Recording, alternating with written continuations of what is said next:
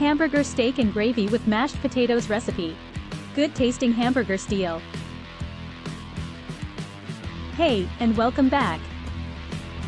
And today, I'm gonna be showing you a good old classic that we used to have back in the day called hamburger, steak, and gravy. And I'm showing you how to make mashed potatoes with it. So look, let's go ahead and jump right into it. Alright. So I have a large mixing bowl here, and I'm gonna be adding in about 2 pounds of ground beef. Now these are under just a little bit under a pound, but together, they make almost about 2 pounds. So I'm just gonna take my spoon here, and I'ma separate this. I'm not gonna mash and mix this. It's one of my biggest pet peeves. And people take the meat and just squeeze it in.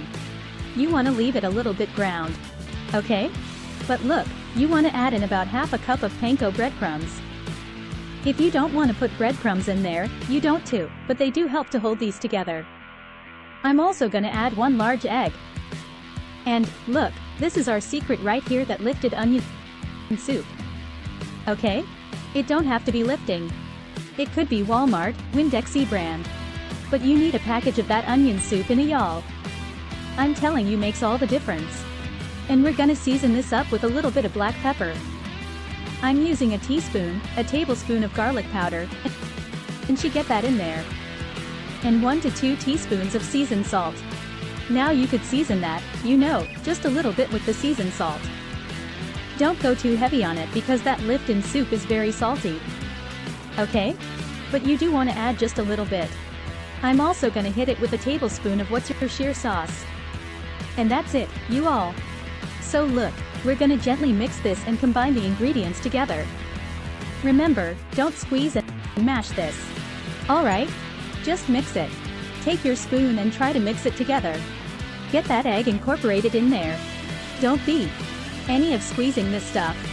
Now I'm trying to tell you, I can't thin, it'd be like mush mess. Alright?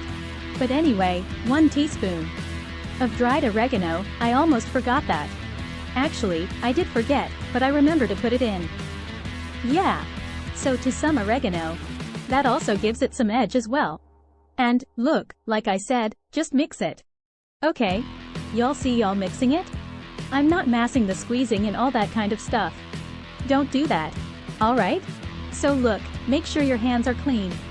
We're gonna scoop out this mixed meat mixture and form some patties. Now if you do this correctly, you should get about 8 patties. Okay? Now I'm making some that are different sizes because different people like different sizes. I don't want to waste any food. But this will give you approximately 8 patties. It could give you about 10 if you make them real small. Alright? But we're gonna do 8. And while you're putting these patties together, you see that I'm not, squeezing them together. I'm just kind of pressing them into place and then forming that round circle. You don't want to squeeze and mash them. You guys, just press them into place, alright, in form of a patty. And once you do that, say, you should have about 8 patties just like this. Look at that, it smells so amazing. But, look, anyway, we're gonna put some olive oil in the skillet. This skillet is over medium heat. A lot of people always. This is big, baby. She is about 12 inches. Okay? And I'm only gonna fry 4 at a time. Once your skillet is hot, place your patties on in there. That big one. Right there, y'all see you. Y'all see you. Y'all see you, the big one. She, the queen bee. Okay? But, anyway, we're gonna sear these for about 3 to 4 minutes on each side. And, I'm kinda pressing down on them just a little bit so they all get seared perfectly. Now if you're trying to figure out why I added olive oil, knowing that ground chuck is gonna make a lot of oil, it literally helps. I promise y'all, along with the seasoning on the cast iron. It literally helps this to not stick, okay, and not get all that nasty gunk at the bottom. So if you don't want all the way, you don't have to, but it helps for me. Alright? So what we're gonna go in there with the second batch? You see, I just took the first batch out.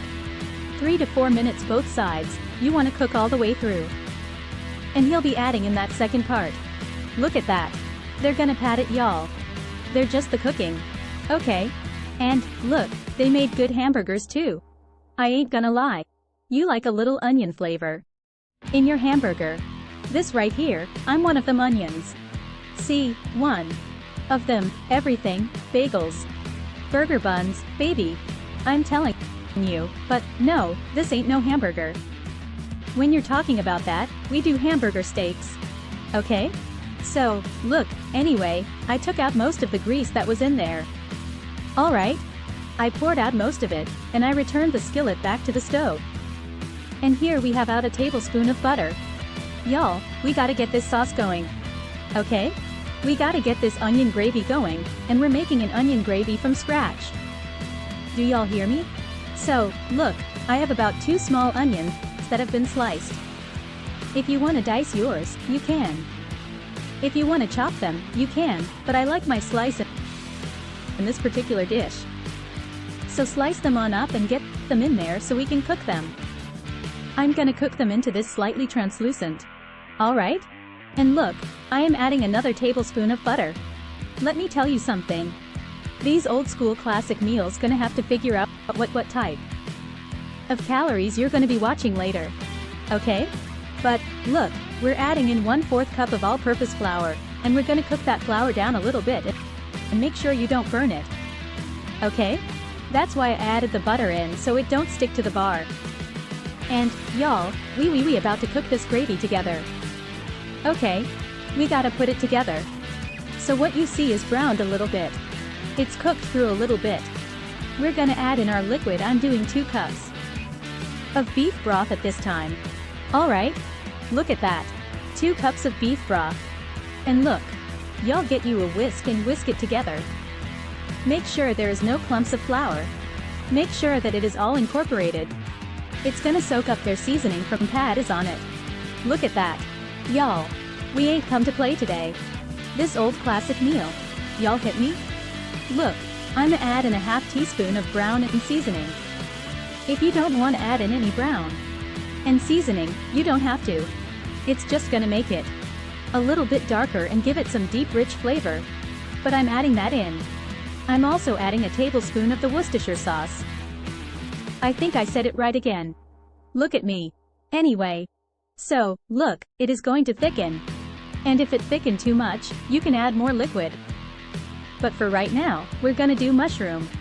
Now generally, I put mushrooms in there depending on what day it is. If I feel like eat mushrooms in there, I put them in there. If I don't, I won't. But I just so happen to have some. So guess what? I'm putting them in there. If you don't want to, you don't have to. I'm adding a 1/2 teaspoon of Cajun seasoning because I do like it to have a little kick. 1 teaspoon of black pepper. And for the record, you guys, I use coarse black pepper.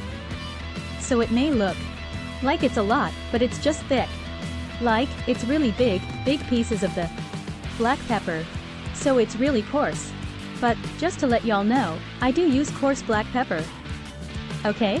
I'm also gonna add in a 1/2 cup of beef broth because I want this to thin out again.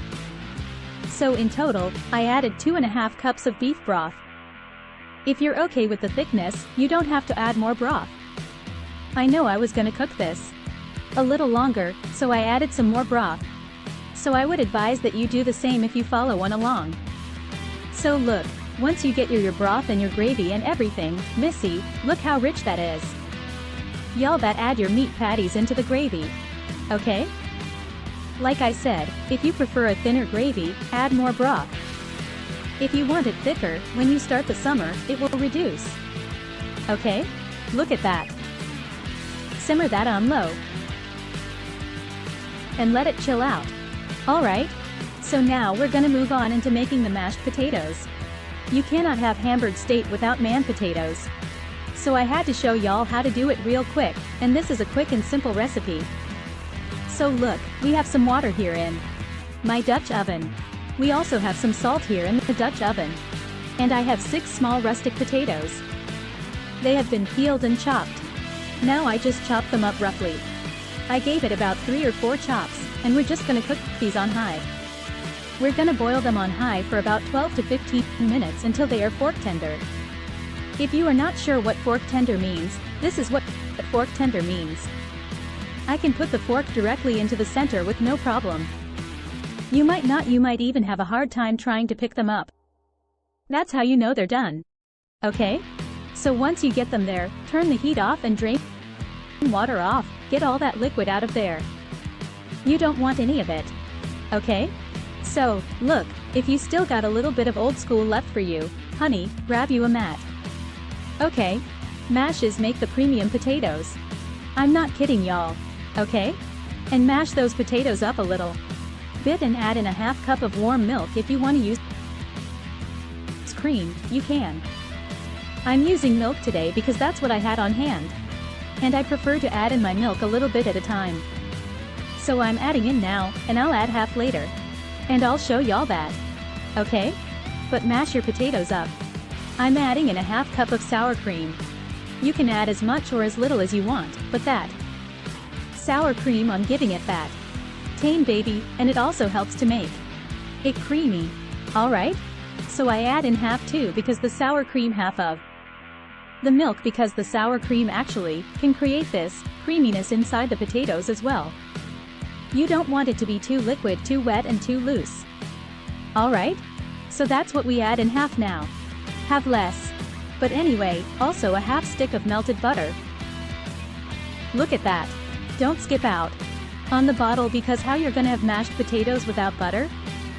Don't even fool your stuff like that. Okay? Now look, there's our other half cup of warm milk. Alright? Look at that. You see how it just makes it on creamy? It just brings it on around town, honey. That's it. Alright? So, look, we have that in there, and now we gotta season it up. You don't have to add all the extra crazy stuff in mashed potatoes, y'all. All they need is a little bit of salt. Put you in about 1 to 2 teaspoons of salt, or you can season it to taste, depending on what you like. Okay? But I did about 1 to 2 teaspoons, but it was 2 pinches that made about 1 or 2 teaspoons. And that's it. Y'all look at that. Our meat is done. Our potatoes are done. Look at that, honey. We're gonna eat chair. So, look, let's go ahead and plate it up. And there you have it, guys. I would is hamburger steak and gravy with the mashed potato on it. And I cooked up some green beans and asparagus flavor, and this was a meal. Do you hear me? A look here. Check that out. Thanks for watching. Please subscribe, like, hit that bell,